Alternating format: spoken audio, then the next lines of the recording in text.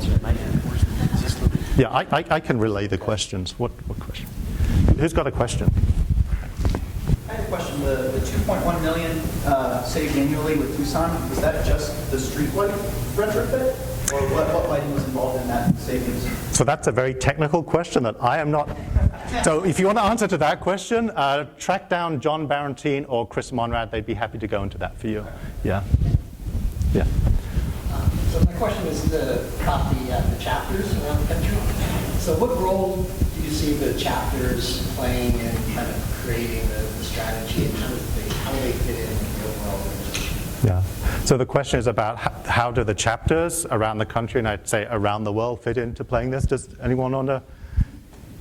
I'm happy to. Go for it. So how we see this playing out is really through the concept, partly through the concept of campaigns. A lot of this work is ongoing already. What we want to do is help align those strategies and tell a bigger impact. So if you're working to educate people over here, which I know people are doing out there and working to pass smart policies and smart practices, we want to be able to centrally tell a much bigger story about the impact that all you're doing on the ground, because this is a grassroots effort. We also, and that's part of the conversation we want to have next and throughout these days, we want to hear from you about the tools and resources that we can help create centrally that can then create those efficiencies to enable you to be effective on the ground, be that strategic partnerships and ultimately maybe bringing more resources to the table so that we can help invest and continue to grow this movement. But we want to create the alignment around those strategies and tell a bigger story about impact and scale so we can start to put light pollution on the map. And I'll just add to that. A couple of years ago, the board, in a series of our board meetings, decided we really need to put a lot of effort and resources into the chapters. So we thought long and hard about how to do that and how to raise money, for the chapters, and then provide resources in terms of information and materials and webinar kind of things. And also was the focus for Betty Maya Foote coming on board to handle all that and have a person dedicated to reaching out to the chapters to make sure they had everything they needed. Yeah. Okay. Did you still have one? Yeah. Not really a question, but an observation and perhaps a direction to emphasize. I just gave some dark sky presentations to high school freshmen at a high school in the center of Washington. And they're very concerned with climate change. And I think the relationship between energy waste, excessive lighting, CO2 production, and the effect on our climate is very, very germane to the light pollution issue. Yeah.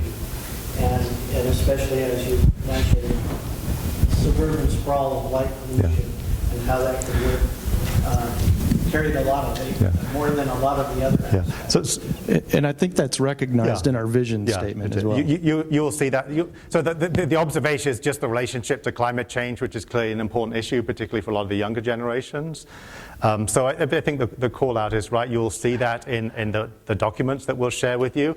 And I think it's also what we want to say is like people are going to come at this issue from different places, caring about different things. And that's the wonderful thing about this topic. If you care about human health, there's an angle. If you care about wildlife, there's something you do. If you care about climate change, there's something to do. If you just care about beautiful cities and communities, there's a place for you in this movement. Yeah. I think it's wonderful that what IDA is doing. I guess our big question from my group in the Central Coast of California, we're trying to get certified, is that one of the things we discovered is that the town next door has such light pollution, sky glow, that if we become a dark sky community, we're affected by that other town. You don't understand that. Our question is, what are you doing about changing the big cities? Is there any kind of lobbying going on or something to get the big cities to make a difference? Because if we just keep going at these little parts and little reserves and little towns, the rest of the world is going to be lit up, and our reserves have become light-footed even though... Yeah. So the call out and observation, I think, is accurate. It's like, what are you doing about the big problems? I don't know if anyone wants to add this, a bit about the big cities and communities that over time are going to take down the dark sky places that we're protecting. Thanks for that one, I would just say that's the heart, for me, that's the heart and soul of what we're trying to do. We have to take that one on. Yeah. I would love to actually combine the last three questions. What's the vision for chapter engagement? How do we talk about climate change, and how are we going to talk to cities? Y'all, IDA is a full-time staff of 6? 9. 9? Yeah. Thank you for the correction.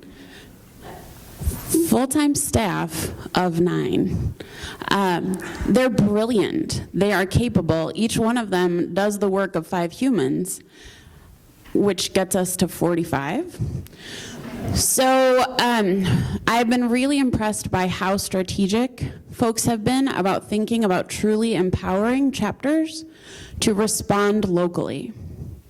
So in some communities, chapters will gain a lot of ground by directly engaging and connecting with people about prescient issues like climate change.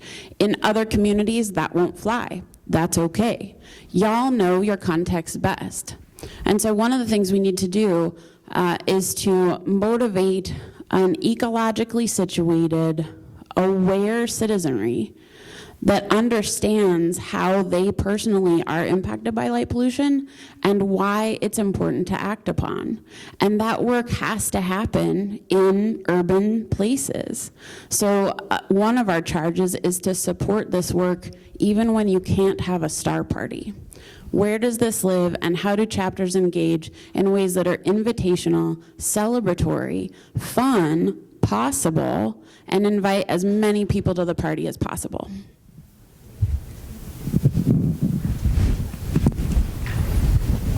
Come up and use the mic. Sure. I think it's important for me to hear. Hi, Kathy Hansel, San Diego. I came out last year to the conference, and I met so many wonderful people and learned about so many wonderful things, and I'm back again. Thank you. I want to tag on to what this woman just said. I'm thinking, if I'm not mistaken, wasn't the Environmental Protection Agency involved in pushing the LED transformation so that we could reduce energy consumption? But in doing so, I think EPA didn't realize what this LED transformation would do. And so I appreciate the grassroots thing, but I'm one person in a big city of San Diego, and I'm having one heck of a time getting things going and engaging other people. I'm wondering if the EPA, can we, lobby the EPA, if they would recognize light pollution like they do water pollution and air pollution. And then if people couldn't go to Costco and buy a 6,500K CCT unshielded LED light that they can install shining into my bedroom window, wouldn't the world be a much better place? Because it's just too time consuming for me to fight neighbor by neighbor by neighbor by neighbor. Code enforcement complaint after code enforcement complaint, and they're not even enforcing light trespass in San Diego, even though we have a fantastic model outdoor lighting ordinance. But I appreciate grassroots, but I don't know, I'm thinking also top down, something more, that would be more global. I think the IDA does recognize that, and a year or so ago, we set up a director of policy position for John back there. We also recently on the board set up a board committee for policy, and was Leo here? There he is. So he's our new chairman of that committee. So I'm wondering, John, if you have some thoughts you can share on that, because you and I have argued and talked a lot about You have 1 minute, John. A federal solution, right? 1 minute. Yeah, you got 1 minute. Not 55. It's an important point. Yeah. It is an important point, and I'm glad it was brought up. John, hold up. Can you hear me? In short, I agree with everything that was said. The slight correction is that rather than EPA, it was Department of Energy that was responsible for promoting the LED so much. The Department of Energy's mission is to reduce America's dependence on foreign sources of energy at any cost. And they're, in my experience, rather unconcerned about any consequence that's associated with that. They have a mission like we do, and they have stuck to that strictly. About 10 years ago, a group of folks in the DC area tried to sue the federal government in the DC circuit to enforce light pollution as a form of air pollution under the Clean Air Act, and they were told that that was not the intent of the bill. So that idea won't go anywhere. What we need, and what my literal 25-year generational goal is a Clean Night Skies Act of Congress. And I think that there will be a time in the future when that is possible. It will take a lot of work to get there. But when we do, we will have the enabling legislation that will give us the power to go out and start enforcing this in a meaningful way. But it will take that, and I'm convinced it's a long-term effort, but we are starting to lay the foundation for that now.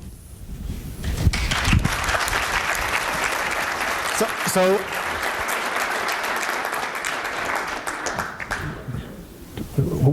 how are we with time, Amanda? One more question. John. Hi. Two questions. One question. What's the membership number of IDA, and what is the increase annually of light pollution in the United States? Do you know the second question, the increase in the U.S., John?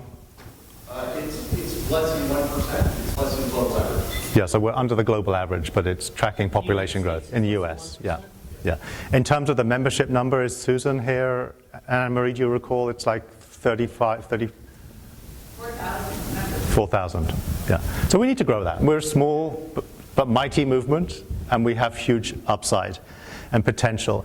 The one thing I'll add before we close and move on to the next section, a lot of that last discussion was focused on the US.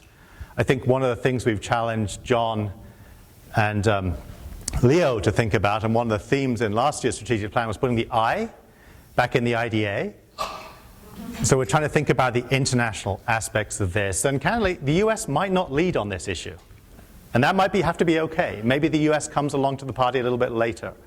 So I think that we have some individuals from at least 3 continents, so I'd encourage you to talk to them about how their countries and their continents are tracking this. And there's some like New Zealand and Wales are going great guns in terms of really raising awareness of this. So again, it might not come first from the US, and that might be okay. But we want it to come in the US. I mean, as John said, that clearly is a decade. I'm saying a decade-long goal. John says 25 years, and we'll arm wrestle for that one at some point. But that's the end of the game. And then let me just close by saying, how do the chapters feed into that? I mean, I have this kind of domino theory around this. It's like, yes, you could try and just put federal legislation in place first. That's a high-risk strategy, and we should seriously be working on that. At the same time, we need to demonstrate there's a groundswell of support for this. So by city, county by county, state by state, we need cities, states, and communities to step up to the plate and say they care about this. They're prepared to adopt smart, responsible lighting policy. And at some point, business is going to come to the table and say, we're sick of dealing with this patchwork of legislation. Let's deal with it on a national level, and then we'll build that consensus. So that's, again, what Jess said, that's where you guys come in. That's where people on the ground, talking to your neighbors, educating your elected officials, educating, notice I'm not saying lobbying, educating your representatives about this issue is going to be critical for us to be successful in the future. So lots of opportunities to talk about this as we go forward. And the first is we really wanted to turn to this conversation. And we have about 35, 40 minutes for a town hall Q&A. Let me tell you how this is going to work. It should be fun. You're each sat at a table, and each table has a placard in the middle that says either lighting where we live, which is cities and communities. It says Dark Sky Places, which is really our IDSP, a traditional program, and Celebrating the Night, which is really about raising awareness. Those are the 3 strategic priorities we wanted to wrestle with, because, as I mentioned, the restoration piece, our conviction is we need to bring these elements together. What we would like everyone to do is have a dialogue amongst the people at the table. And I would suggest that tables are pretty even, but it doesn't really matter where you sit. If you're really drawn to one issue, make sure you sit at one of those tables. We're going to ask you to talk about 3 different things. What successes have you championed or witnessed? We really want to hear what's working. Not what you think might work, but what have you seen? What have you championed or what have you witnessed? We want to learn from your experience. Second question, what challenges have you faced or witnessed? Again, not what you think might be a challenge, but what has been a challenge in your city or community. And that what trends or opportunities do you see, again, in your cities and community? We want this to be grounded in experience. We want to be hearing from the grassroots around this. So each table, there'll be either a board member, a committee chair, or a staff person at it. Their job is to really just help facilitate the discussion, keep you on track. Each table will have a handy little cheat sheet where you can take a few notes, and we'll be collecting those later about some of the issues that we've identified. At the end of about 35 or 40 minutes, we're going to walk around to the microphone. We ask that every table nominate one person to read out. We're going to ask that that individual not be a staff or board or committee chair, be someone else. And rather than read out everything, just pick one thing that really resonated in one of those categories. We'll have all the data, we'll compile it, we'll share it back out, but pick one thing that resonated. If that thing has already come up as we go around, my suggestion is you identify another one. Say, yeah, that one, but we want to talk about this.